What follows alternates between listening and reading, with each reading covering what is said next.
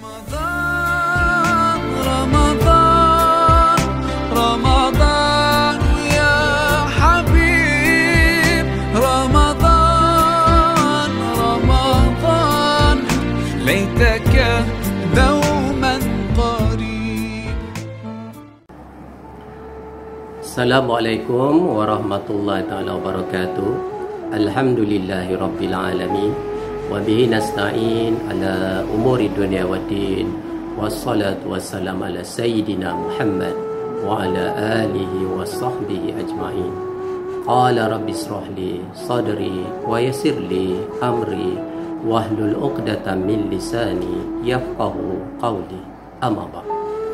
Alhamdulillah, bersyukur kita ke hadrat Allah Ta'ala kerana kita masih lagi diberikan ruang, peluang, kesempatan untuk kita sama-sama mengecapi, menikmati anugerah ilahi, anugerah yang telah diberikan kepada kita, nikmat Islam, nikmat iman, nikmat ihsan, nikmat kesihatan dan pelbagai lagi nikmat yang telah Allah anugerahkan kepada kita. Dan kita bersyukur juga kepada Allah Subhanahu Wa Taala kerana pada tahun ini kita dapat direzekikan, kita dapat bertemu lagi dengan bulan Ramadan Al-Mubarak, bulan ibadah, bulan yang dilipat gandakan amal ibadah. Setiap kebajikan, setiap perkara yang sunat akan diganjari dengan pahala fardu, seolah-olah kita telah melaksanakan ibadah fardu. Dan mana ibadah yang fardu pula Allah akan melipat gandakan hingga ke 70 kali ganda. Jadi itulah istimewanya kita sebagai umat Nabi Muhammad sallallahu alaihi wasallam, umat pilihan yang telah dianugerahkan dengan bulan Ramadan ini. Kalau kita lihat umur umat Nabi Muhammad ini adalah umur yang pendek. Sebagaimana sabda Rasulullah sallallahu alaihi wasallam, a'maru ummati ma baina 60 wa 70 wa aqalluhum yajuzu zalik. Umur umatku adalah di antara 60 hingga ke 70 tahun dan amat sedikit yang melampaui usia tersebut.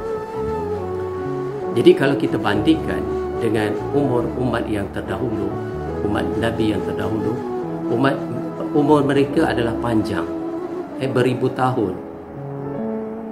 Jadi mereka banyak peluang, ruang untuk mereka melaksanakan amal ibadah.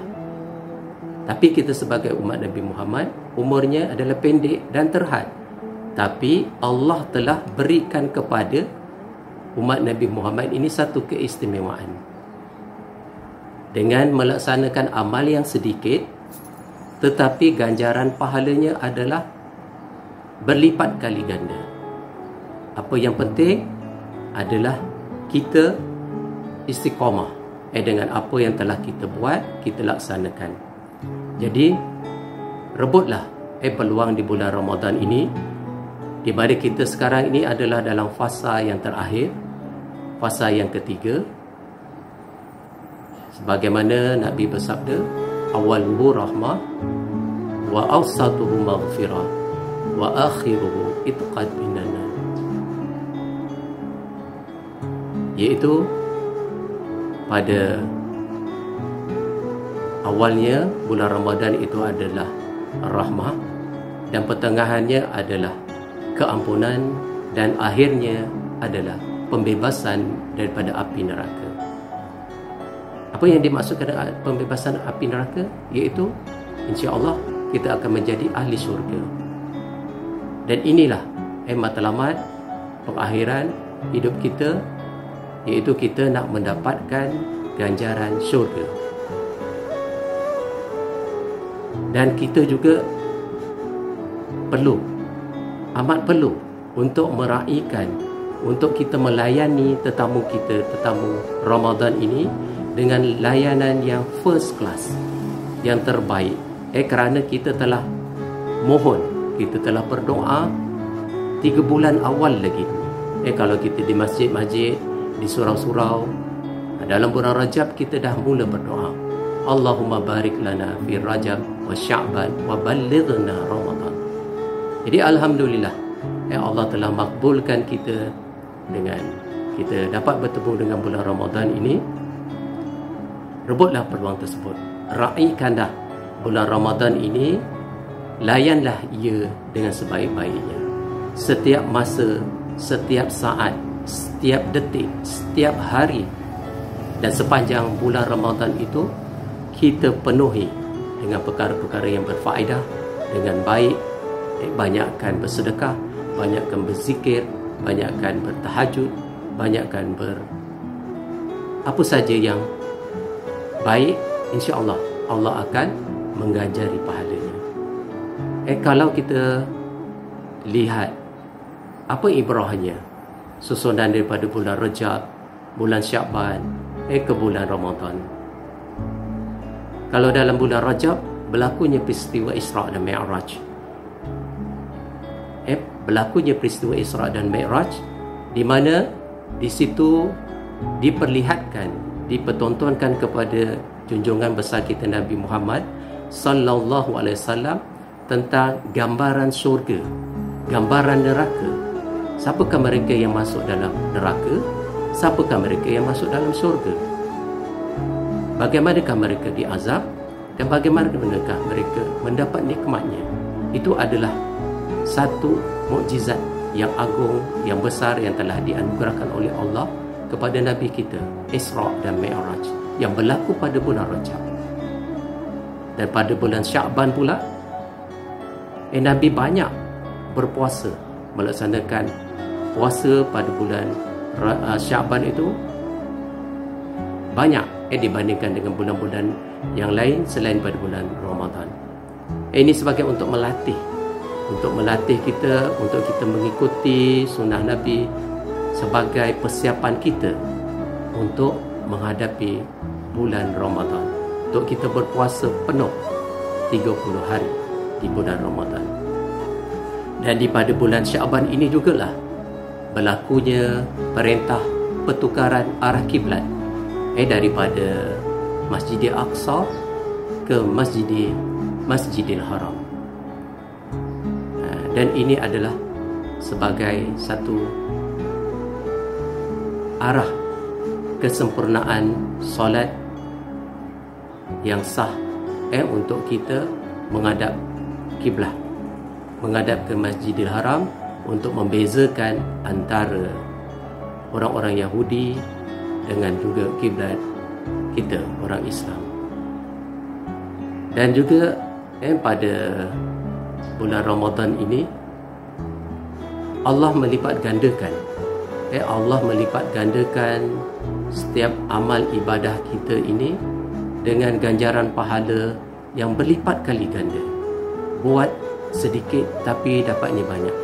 Seolah-olah kita ni sebagai businessman, ahli perniagaan yang kena bijak, yang kena pandai untuk merebut peluang mana bisnes yang boleh menguntungkan kita, yang boleh mempercepatkan kita untuk menjadi jutawan hartawan nanti bila di akhirat nanti. Dan untuk kita dapat merealisasikan ataupun untuk kita dapat mencapai apa yang telah berlaku pada peristiwa Isra' dan Mi'raj, iaitu gambaran bagaimana untuk kita masuk ke dalam syurga, kita sebagai hamba Allah kena ada bekalan, kena ada amal ibadah. Jadi pada bulan Ramadan inilah ruang dan peluang kita untuk kita pecut, untuk kita sentiasa dalam keadaan taat kepada perintah Allah. Ketepikan urusan-urusan duniawi yang tidak begitu penting, tetapi dalam fatrah-fatrah yang terakhir ini peruntukkan lebih masa untuk kita takarrub kepada Allah, untuk kita banyak bersedekah, untuk kita banyak beramal ibadah, banyak membaca Al-Quran. Ini adalah sebagai satu bekalan kita untuk kita masuk ke dalam syurga. Jadi pada bulan Rajab dilihatkan peristiwa Isra' dan Mi'raj, ada syurga dan neraka, dan tentulah kita nak menjadi kalangan ahli syurga. Dan jadi untuk menjadi ahli syurga itu adalah bayarannya mahal syurga itu, dan kita kena berusaha. Kita kena betul-betul menjadi hamba yang beribadah kepada Allah untuk mencapai syurga Allah itu. InsyaAllah kalau kita sentiasa dalam ketaatan perintah Allah dan jauh daripada perkara-perkara yang maksiat, yang mungkar, kita akan menjadi di kalangan ahli syurga.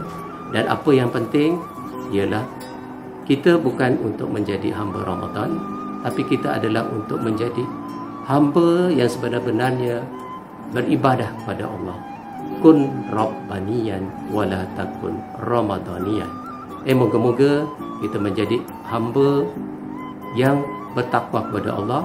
Moga-moga dengan hasil didikan daripada bulan Ramadan yang penuh barakah ini akan kita istiqamah pada bulan-bulan seterusnya, dan moga-moga kita mencapai kemenangan di akhirnya ini pada bulan Ramadan, dan kita akan masuk kepada bulan Syawal.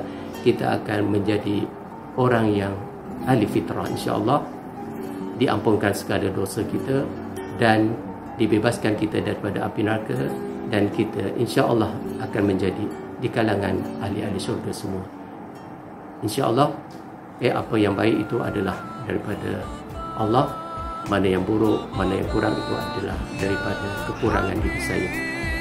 Aqulu qawli hadza astaghfirullahal azim li wa lakum. Assalamualaikum warahmatullahi taala wabarakatuh.